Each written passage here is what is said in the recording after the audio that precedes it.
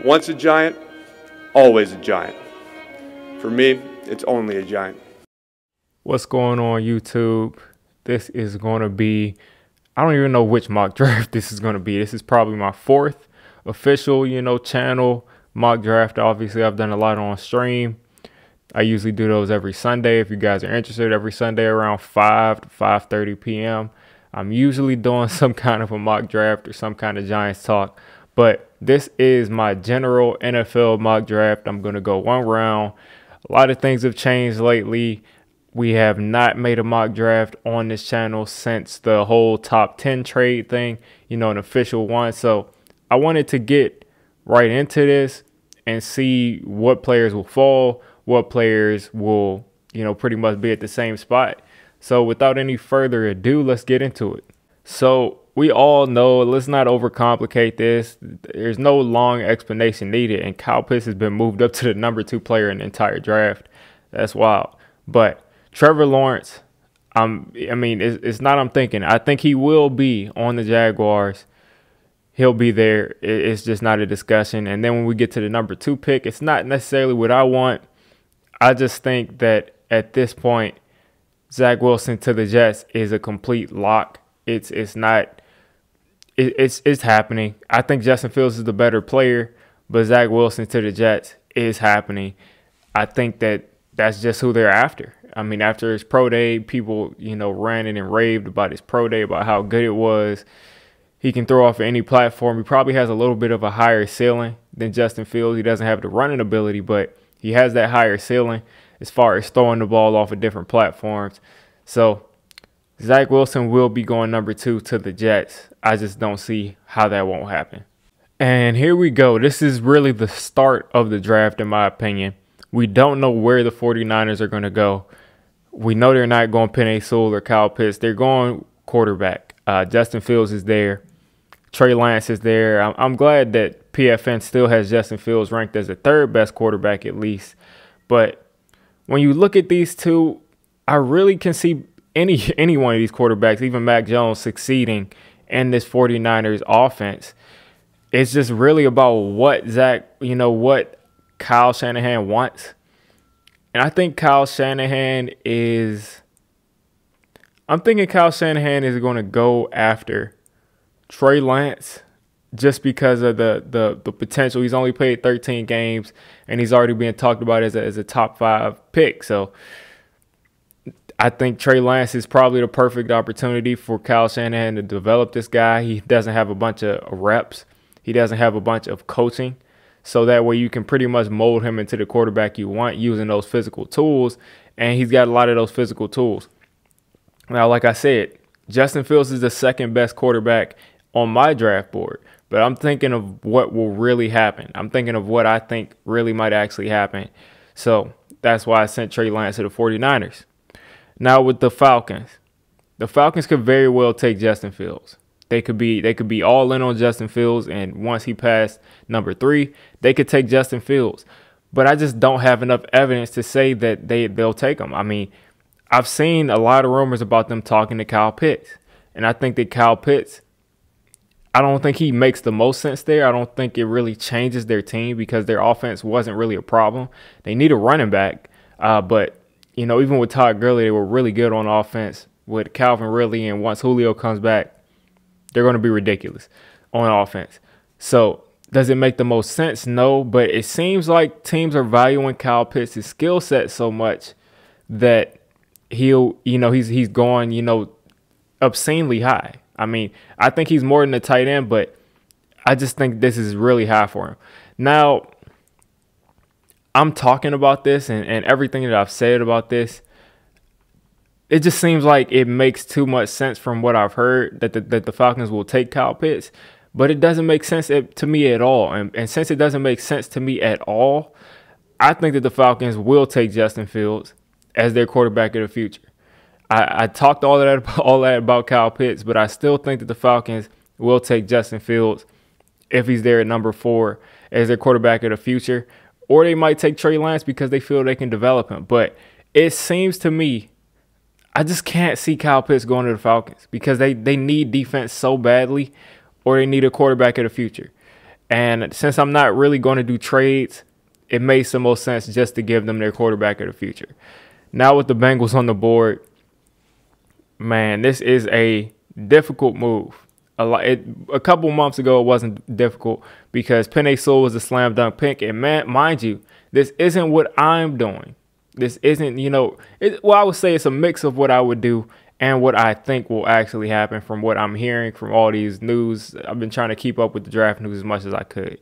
So the Bengals seem like they're very heavily leaning towards taking Jamar Chase to pair with Joe Burrow at number 5.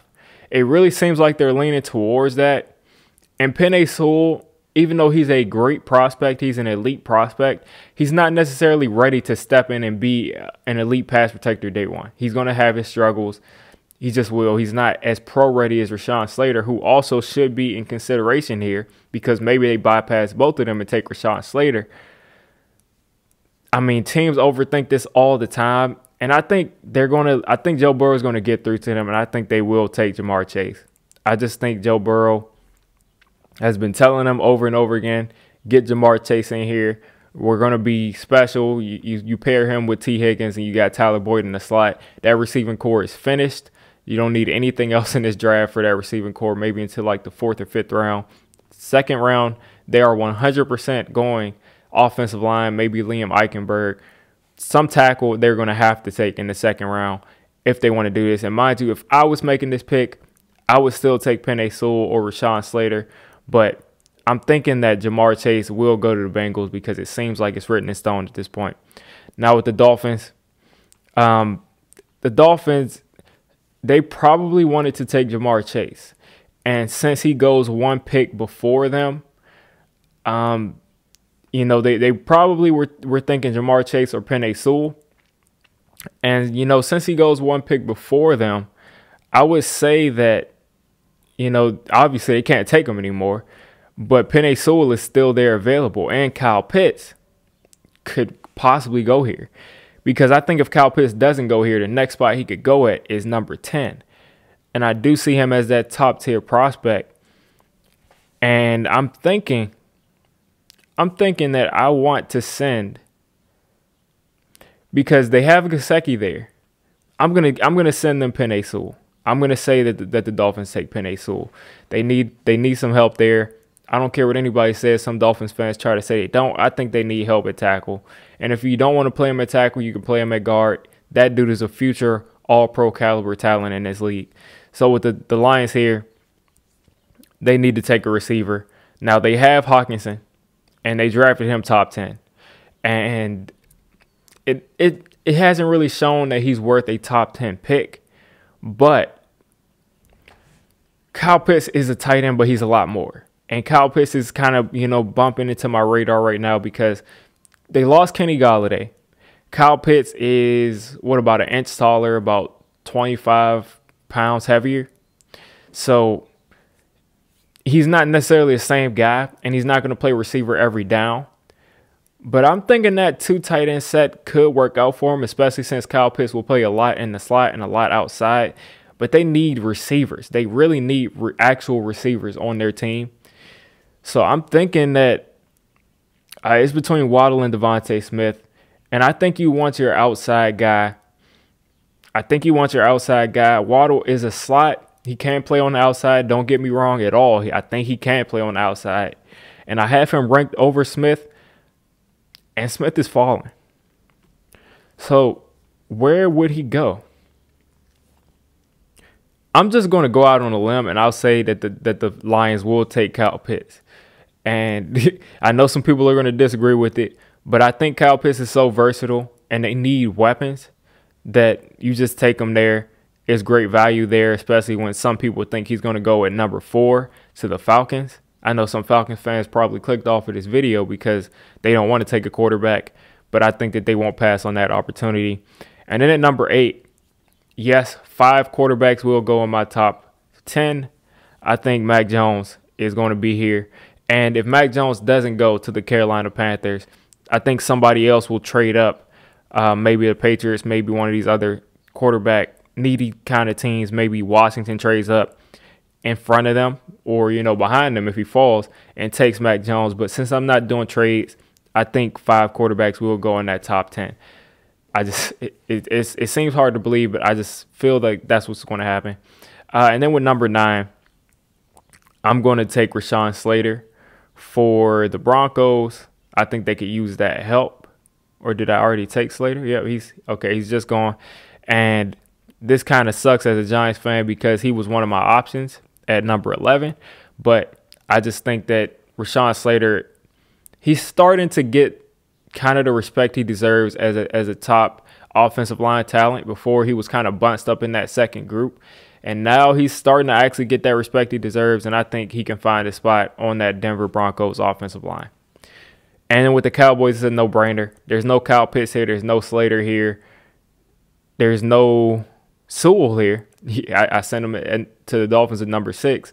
So the Cowboys will have to just take Surtain. He's the most pro-ready cornerback I've seen in a very long time. Of course, his dad played in the NFL, and he's probably been practicing this since he was about 4 years old. So dude is pro-ready, and he's scary. So with the Giants on the clock, you have your choice between Devontae Smith, Jalen Waddle, I see, and Michael Parsons. So if Caleb Farley didn't have back surgery, he would be an option, but I don't think the Giants really need a corner, especially since I'm seeing rumors of them talking to Jason McCourty. It's getting out of hand at this point. We really can't add much. So I think Waddle, I would say if I had to rank these players, I would say Waddle, Devontae Smith, and then Michael Parsons. And because of that, I don't necessarily see linebacker as a dire need for the Giants as far as we can get a linebacker in the 2nd or 3rd round. And it's tough to pass on Michael Parsons. And if that off the field stuff checks out, he's a really elite player, elite prospect, But I'm going to take Jalen Waddle just because I think he's the best player on the board. And Eagles fans, we made fun of them for trading back because they're not going to get Jamar Chase or Kyle Pitts. But they do get the consolation prize of Devontae Smith. And I think that's pretty cool for them, even though I think that they could use Michael Parsons. But the Eagles never take linebackers round 1. And they'll just continue to not do that. And they can definitely use Devontae Smith's talent at receiver. So scrolling down, we got the Bolts, the Chargers coming up. And this is a no-brainer. They're going to take Darisaw at number 13 to shore up that tackle spot. He's going to be a solid tackle for them. I don't see elite tackle in Darisaw's future, but I think he'll be a solid tackle. I think he'll be above average. Maybe he'll make a couple Pro Bowls, but I don't see, Hall of Fame style. But Darisaw is a solid pick for them. Vikings. With the Vikings, it's all about, can you get some defensive help for them? I'm looking at Azeez Ojulari. I'm also considering Jalen Phillips, even though they've probably moved him way down on this board. I'm also thinking of Michael Parsons. And I think it's actually a no-brainer to look at this draft and see that Michael Parsons is on the board at 14 for the Vikings. I'm gonna take Michael Parsons. I think he's a top 7, 8 talent in this draft. With the Patriots here, the Patriots, you would think, would need to add weapons, but they've already done that. They've added a lot of weapons. You would say they might go quarterback, but Mac Jones is off the board. There's no other quarterbacks I would consider taking in the rest of this first round. And Kyle Trask has gone way down. That's ridiculous to me. He's definitely better than those other guys, Kellen Mond and those guys. But with the Patriots here, I would say Rashad Bateman is in play. If you look at what they have at corner, they'll probably lose one of their corners. And that will probably make the Cardinals upset if they ended up taking J.C. Horn here. Wow. Yeah, I think this might have to happen. I think the Patriots could use J.C. Horn as a corner for them. And I think J.C. Horn is a perfect fit for the Cardinals because you've seen Stephon Gilmore trade blocks. You've seen J.C. Jackson. He has a tender on him. I think one of those guys are going to end up leaving. So they're going to have to replace that. And J.C. Horn is a cornerback that I really like, and he would have been a perfect fit for the Cardinals. And at this point, I don't even know where the Cardinals go. I really don't know where the Cardinals go. They did bring in a corner in free agency. I can't remember what his name is. I can't remember who it was, but I remember they brought in a corner in free agency. It says the wide receiver is also a need for them. Running back, offensive tackle. Yeah, I do. I'm not really a fan of their running back spot. They say they could use a tackle. Maybe you could stick Elijah Vera Tucker there. This is a little bit too high for the other tackles, in my opinion. If you look at the rest of their needs, wide receiver, let's see, they have Christian Kirk. They have A.J. Green, who I think is finished. They have DeAndre Hopkins. I don't think that they believe that A.J. Green is as washed as I do, so I don't think they feel that they need to take a receiver round one. So how about we just give them Elijah Vera Tucker, put Elijah Vera Tucker at tackle, or if that doesn't work out, stick him at guard. I don't know how their interior is, but I think with J.C. Horn, the Cardinals are probably a candidate to trade back if J.C. Horn is gone. Caleb Farley, I don't know if teams are looking at him as a first-round prospect just because Caleb Farley has had back surgery twice now. So before you type those comments, I'm very aware that a healthy Caleb Farley goes before J.C. Horn and maybe goes before Surtain. But Caleb Farley, his back is concerning to me. And what kind of a team would take a chance on a guy with an injured back? I would say that it would be the Raiders. I would say that the Raiders would take the chance on the height, maybe not the weight, but the height speed guy with a bad back coming off of surgery. And if he ends up being healthy again, that will definitely pay off for them. So for the Dolphins need a running back. I took Penei Sewell for them. I'm thinking Najee Harris for them here. They could also use a receiver. And I think Rashad Bateman is probably the best player on the board here. As far as, he might not be a better player than Najee Harris, but Najee Harris is a running back. And wide receiver is still their number one need. So they got Sewell, and let's give them Rashad Bateman. Let's say Tua has no excuses at this point. You got Tua there. You got Sewell there. You got Rashad Bateman there. That should be enough. And with Washington here, they got Curtis Samuel on free agency, so they're probably not looking receiver round one. They're probably not looking quarterback because there's nothing there. Let's take one of these tackles, I'm thinking. Let's see what else that they have listed as their needs for Washington. Linebackers there. I've gone Nick Bolton here before. I think Nick Bolton is a really good linebacker, but it's a little too high for him. But JOK is here. And they've moved Nick Bolton all the way down to 60. That's ridiculous. But I'm going to go with JOK. He can be that linebacker for them. If that doesn't work out, he can play safety for them. Landon Collins kind of has that role. But I think JOK can play linebacker for them. They have that dominant defensive line that's going to be able to protect him. He's a tiny linebacker. He's about 212, 215. Maybe he put on weight, but I've seen the dude get blocked by receivers. So he needs to be clean, and this is a perfect place for him to go to not have traffic. So with the Bears pick, there's no quarterbacks available here. Andy Dalton is, I think, in Chicago now. They still have that as their number one need. Corner is a need for them, but I'm not going to go corner here, tackle, wide receiver. I think probably the value here, I think it's time to take Sam Cosmi off the board. I don't have an issue with that. Sam Cosmi, I'm going to send to the Bears. And then for the Colts, I'm pretty sure they need a tackle now because I think Costanzo retired, but they also need an edge badly. But I would rather have a surefire, a solid tackle than, a solid edge. So I'm going to take Tevin Jenkins here. I think he's the best tackle on the board at this point. And then for the Titans have needed an edge forever. They're going to take Azeez Ojulari. They need an edge to finally get some pressure because it's just been bad. They tried it with Clowney and it didn't really work out. And then with the Jets, I'm going to finally take Najee Harris off the board. and he's going to come in and be the running back. When is the last time the Jets have had a running back? I really can't think of it.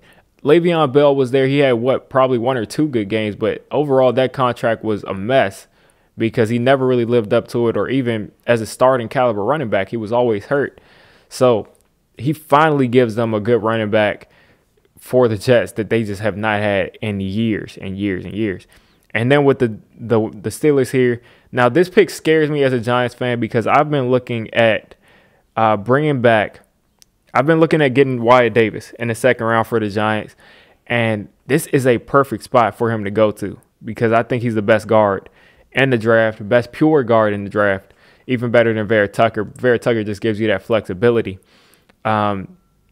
I think the Steelers are going to have to go offensive line, and I'm thinking they brought back Zach Banner. They needed center badly. And yeah, I'm thinking they could use a center. They could use a center. And this is the perfect spot for Creed Humphrey. Creed Humphrey, I do believe, is the best center in the draft. Landon Dickerson is a close second, but he's got those horrible injury issues. So I think that Creed Humphrey is a plug-and-play center.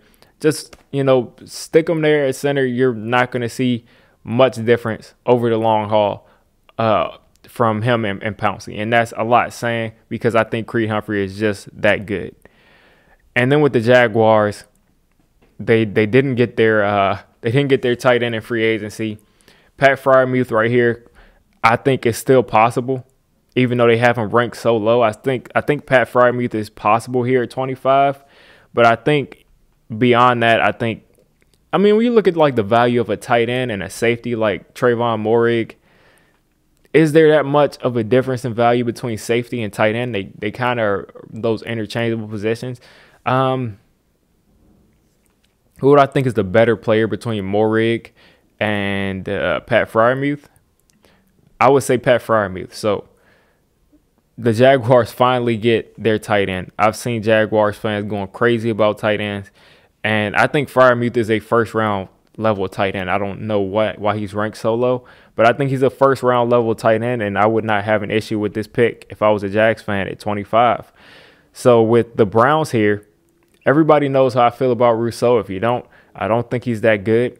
But I do think, wow, I've just realized right now that Kwity Paye is still on the board. And if Kwity Paye is on the board for the Browns, listen, PFN's board is so strange that they push players down so far that you forget that they're in the draft. So Kwity Paye's still here at the Browns pick. The Browns are going to have to take Kwity Paye and not think about it. I guess Kwity Paye could have gone 22. He could have gone maybe 17. He could have gone 14. But getting him at 26 is ridiculous value. Then with the Ravens, I usually give them either Christian Barmore or I give them who I think is the perfect wide receiver for them. And I think it's probably going to be shooting up draft boards now, Terrace Marshall Jr. After he ran that 4.38, I think he's going to shoot up some draft boards, and I think that basically makes him a first-round lock after running a 4.38. Even, how legit that is, I don't know. But even him running a 4.38 means that if it wasn't legit, he ran like a 4.44, which is still a good time for a big-body receiver like that. So Terrace Marshall to the Ravens, I think, really helps them. They got Sammy Watkins now. They got Hollywood Brown, 2 guys that can rotate in and out of the slot. Terrace Marshall can rotate in and out of the slot, and he's the big body for the outside that can get down the field, that can win those 50-50 balls. So I like that pick for them. With the Saints, they decided to bring back Malcolm Jenkins. So I usually thought that Moehrig would be a good pick for them, but they decided to bring back Malcolm Jenkins. And they're saying that they need receiver help, they need linebacker help. I'm going to give them Nick Bolton. I just think that them and the Packers and the Chiefs need linebackers badly, and I think that it just makes too much sense. Nick Bolton is the best linebacker on the board at that point. Then with the Packers, a lot of people say receiver for them, but their quarterback just won MVP, and I am going to give them you see corner I think is a need there. They got Jair Alexander. They got Kevin King, and I don't think Kevin King is all that good. We saw in the playoffs. Now they have corner as their number one need. Offensive tackle, I think they did lose a tackle. So Tevin Jenkins is gone. I see Jalen Mayfield is the only tackle left that's worth taking in the first round. So I think that the better player is going to be Melifonwu for them. I think Melifonwu is going to come in and start across from Jair Alexander, and that's going to help their secondary so much, and it's just going to help. You know, they got those pass rushers up front. So moving on to the Bills, I think, listen, the Bills have a really stacked team. They're not letting me click. But the Bills have a very stacked team, and I think that this is the perfect spot for either Jason Oweh or Jalen Phillips to go off the board. Jalen Phillips has the risk because he's an elite prospect at edge rusher, but he had to retire because of concussions. So that makes you a little woozy, but I think the Bills can afford to take that risk. And then you have Jason Oweh, who didn't really have much production in college, but he's an athletic freak. He ran a 4.3, and he's a defensive end, like 258. So these are two athletic freaks, two guys who are, you know, elite athletes. Jalen Phillips is probably more refined, but there's more risk in his injury than there is in developing Jason Oweh. But long story short, Jalen Phillips is the better player, and I think the Bills can afford to take that risk. Because if he doesn't get injured, Jalen Phillips is going to be a double-digit sack guy for a while in this league. And with the Kansas City Chiefs on the board, I think they've done a pretty solid job of retooling their offensive line. Let's see if I can click over here. Let's see what else they brought in a guard. They brought in Joe Thuney. I think the Chiefs still need a tackle, though, and it says they need a center. So what I'm going to do is they could also take a wide receiver. They could also take that receiver, but they got to shore up that offensive line. I'm going to send Jalen Mayfield to the Chiefs, and that's pretty much, you know, going to cancel out any chances of the Buccaneers getting the tackle that they wanted. So when you look at the rest of their needs, they might lose Antonio Brown. Running back is still at the top of their needs. And sticking out like a sore thumb is Christian Barmore. And I just think at this point, first off, as I look at this board right here, I'll tell you, I think Jason Oweh, someone is going to reach on him because he ran a 4.3 and he's an edge rusher. Someone's probably going to take Greg Rousseau somewhere in these 20s. And someone is probably going to take Osai or Collins or Morig. Who knows? There's only 32 spots in the first round. You can kind of switch things however you want them. But with this 32nd pick, I am going to give I'm going to give the Buccaneers Christian Barmore because I feel like he's the best player on the board. So you guys let me know what you think of this draft. I know some people are going to hate it. I know some people are going to love it.